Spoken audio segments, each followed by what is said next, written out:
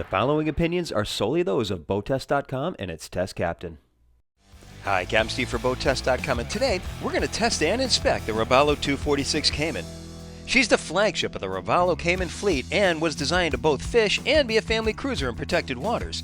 Let's start by seeing how she performs, and then we'll look at her features.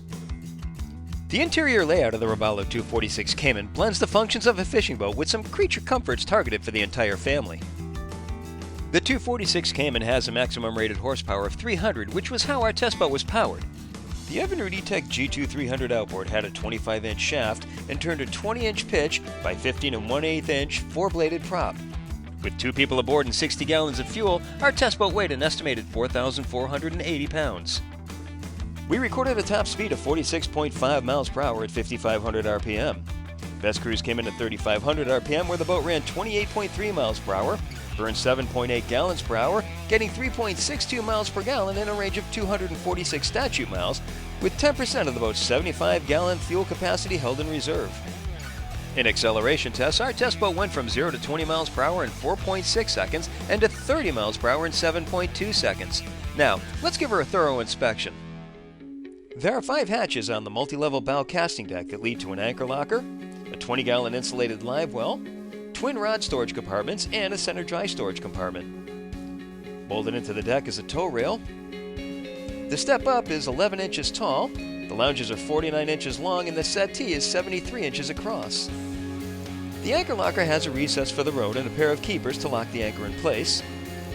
The upper section of the bow deck steps up an additional 9.5 inches, is 71 inches across, and 46 inches deep to the tow rail. All of this makes the bow area a good platform for anglers to work.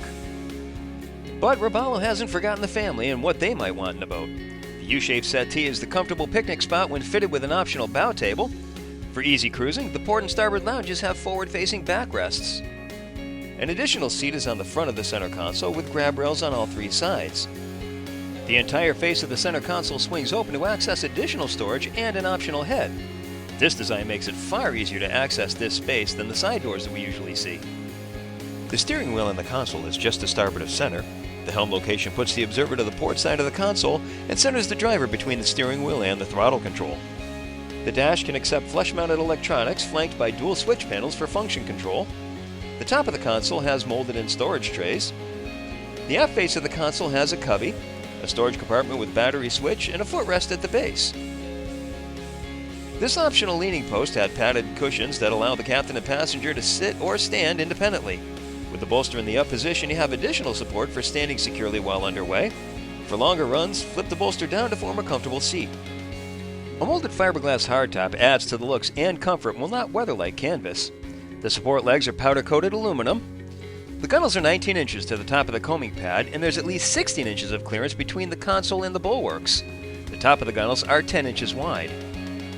The stern casting deck has twin 30-gallon insulated live wells, each with a dedicated pump. Either one can double as a fish box.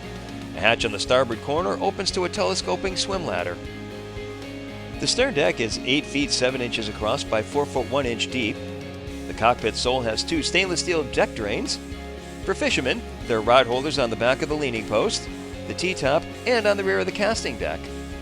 Horizontal rod holders are under each gunnel. To tie up the boat securely, Robalo uses 8-inch pull-up cleats that are through-bolted to the deck. As bay boats go, this hull is on the larger side, but the high shear and excess hull flare will allow better offshore capabilities, along with their skinny water accessibility. For this latest model year, Robalo updated the windshield of the 246 Cayman to a tempered glass model that eliminates distortion, provides stronger support, and safety is enhanced with more robust handholds. We're also happy to see that ventilation isn't eliminated from the equation. And that's my full walkthrough and sea trial of the 246 Cayman from Robalo. For BoatTEST.com, I'm Captain Steve. We'll see you on the water.